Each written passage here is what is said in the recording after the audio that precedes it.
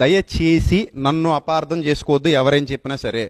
నేను పరిశుద్ధాత్మ కార్యాలు నమ్ముతాను, పరిశుద్ధాత్మను కలిగిన వాడను నేను, ఆయన కోసం చావడానికి కూడా సిద్ధపడిన వాడను నేను, నా ప్రభు కోసం ఎన్నో బలమైన కార్యాలు చేసిన వాడను, చేస్తున్నవాడను, సత్యం కోసం చచ్చిపోవడానికి కూడా వెనకాడను. అది నాకున్న రోషం, పౌరుషం. నన్ను ప్రేరేపిస్తున్నవాడు పరిశుద్ధాత్ముడే. నన్ను మాట్లాడమని నిద్రపోనివ్వకుండా నువ్వు వెళ్ళు, మాట్లాడని నాకు ఆలోచన ఇస్తున్నవాడు నా పరిశుద్ధాత్ముడే. నువ్వు వెళ్ళాలి నాన్న, నేను నిన్ను ఏర్పరచుకున్నాను, అన్యజనుల్లో నుండి నేను రక్షించుకున్నాను, నువ్వు సత్యం కోసం నిలబడాలని నన్ను పదే పదే నాకు ఆలోచన చెబుతున్నవాడు పరిశుద్ధాత్ముడే. నాలో ఈ రోషాన్ని, పౌరుషాన్ని, ధైర్యాన్ని పెట్టినవాడు పరిశుద్ధాత్ముడే. నేను భయపడను, ఎందుకంటే నాలో ఉన్నవాడు పిరికివాడు కాడు, నాలో ఉన్నవాడు ధైర్యవంతుడు.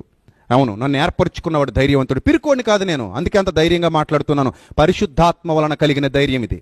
అందుకే ఎక్కడికైనా సరే వస్తానన్నంత రాను అని అనట్లేదు నేను. నీకు సవాల్ చేస్తున్నారు పరిశుద్ధాత్మ దేవుడు, నేను కాదు చేసేది. పరిశుద్ధాత్మ వాక్యం సవాల్ చేస్తుంది. ఆత్మతో చీప్ ట్రిక్స్ వేస్తున్నావు అని ముందే చెప్పాను నేను. పరిశుద్ధాత్మ ఎవరితోనైనా పెట్టుకోవచ్చు ఈ విషయంలో. పరిశుద్ధాత్మ కార్యాల కోసం పెట్టుకోకూడదు. ఆత్మ విరోధంగా మాట్లాడాడు. ఈ యుగంలో రాబోయే యుగంలో క్షమాపణ లేదు కాబట్టి అతన్ని ఏ సేవకుడు క్షమించొద్దు, ప్రేమించొద్దు. ప్రభువుకు అప్పచెప్పండి, ప్రార్థన చేద్దాం, వాక్యంతో యుద్ధం చేద్దాం. హల్లెలూయా. ఆత్మ లేని వాళ్ళు ఏదో అద్భుతాల కోసం మాట్లాడుతున్నారు, ఇక్కడ పరిశుద్ధాత్మ కోసం మాట్లాడుతున్నారు. నీ చర్చిలో అవకాశం ఇయ్యి, నువ్వు మూల కూర్చో, ఆరాధన చేద్దాం, ఒక అగ్రిమెంట్ చేసుకుందాం, లైవ్ ఇద్దాం.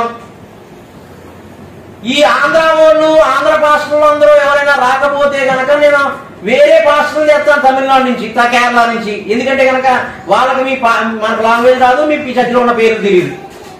మీ చర్చిలో ఉన్న పేర్లు ఎవరు తెలియదు కదా. అమ్మదేంటి అంటే పక్కనే ఎవరినో కూర్చోబెట్టి, నీ పాయింట్ ఆఫ్ వ్యూలో కూర్చోబెట్టి ఏం చేస్తున్నాడు, ఈ ప్రాబ్లం ఏంటి, మీరు ఎక్కడి నుంచి వచ్చారు, లేకపోతే మీ ఫోన్ నెంబర్ ఏంటో తెలుసుకుని, డేటా తెలుసుకుని, ప్రాబ్లం తెలిసేసుకుని ఆ పేర్లు పిలుస్తున్నాడట. హల్లెలూయా, హల్లెలూయా. మరి వేరే రాష్ట్రంలో తెద్దాం, ఆ రాష్ట్రంలో కూడా వేరే దేశంలో తెద్దాం, నో ప్రాబ్లం. నీ చర్చిలోకి వచ్చి ఏ భజేందర్ సింగ్ కొరకు నువ్వు తప్పుగా మాట్లాడుతున్నావు, ఆ భజేందర్ సింగ్ తీసుకొస్తాం రిక్వెస్ట్ చేసి టైం తీసుకుని. నీ చర్చిలో పేరు పెట్టి పిలుస్తాడు. ఏ వాలంటీర్లు ఎవరు రారు, ఆ సేవకుడు 4-5 సేవకులు వెంబడి ఎవరు వస్తారంటే రావడమే పేరు పెట్టి పిలుస్తాం. మొదట నేను కోలం పిలిస్తే ఏం ఉపయోగమా? సమూయేలు అని పిలిచాడు దేవుడు, ఏం ఉపయోగం అమ్మా సమూయేలుకి చెప్పు. యోహాను సువార్త చూడండి, లాస్ట్ వచనంలో, యోహాను సువార్త లాస్ట్ వచనం చూడండి, మొదట అధ్యాయం లాస్ట్ వచనం. నీ భోజనం వద్దు, ఏమొద్దు, మా కానుకతోటి మేము వస్తాం. ఉచితంగా ఇచ్చాడు, మాకు ఉచితంగా ఇస్తాం. పౌలు చెప్తున్నమాట, ఉచితంగా వచ్చి నీ చర్చిలో హీలింగ్ చేయమంటే అది చేస్తాం. నువ్వు పెట్టిన కండిషన్ ప్రకారం చేయం. విశ్వాస పరిణామం చెప్పిన వాళ్ళకి ఇవ్వబడిన విశ్వాస పరిణామం చెప్పిన చేస్తారు. నేమ్ కాలేజ్ ఏమన్నా కదా, ఆ నేమ్ కాలేజ్ చేస్తారు. నేమ్ కాలేజ్ లో చీటింగ్ చేస్తున్నారు ఇలా అని చెప్తున్నా కదా. నీ చర్చిలోనే చీటింగ్ లేకుండా చూసుకో, మేము వస్తాం, బయట నుంచి వస్తాం కదా. మీ పేరు కూడా మాకు తెలియదు కదా, నీ చర్చిలో ఉన్న వాళ్ళ పేరు కూడా మాకు తెలియదు.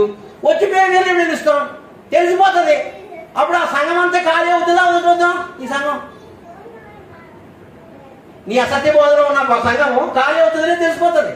కాబట్టి ఈ రోషం కలిగి విసురుతున్నా ఈ సవాలు కూడా నువ్వు సిద్ధమయ్యి నాకు కాల్ చేయి, రహస్యంగా మాట్లాడుకుందాం, అందరం పబ్లిక్ లో వద్దు. నాకు మెసేజ్ పెట్టుకొని నువ్వు అంత బిజీ ఉంటే మాట్లాడదాం. ఎప్పుడు డేట్ ఫిక్స్ అయ్యి నేను వేరే దేశంలో తెస్తాను, లేదా వేరే రాష్ట్రంలో తెస్తాను. మన రాష్ట్రంలో కూడా తేనుకొని తెలుగు అసలు తేను, లాంగ్వేజ్ తెలియని వాళ్ళు తెస్తాం, తెలుగు తెలియని వాళ్ళు తెద్దాం పోనీ. కాబట్టి అసత్య బోధలు, అసత్య ప్రాపగండాలు, దురాత్మ బోధలు ఇక మానేసేసి పరిశుద్ధాత్మ పొందుకోవడానికి ప్రార్థన చేసుకో. లేకపోతే అదన్నమాట విషయం.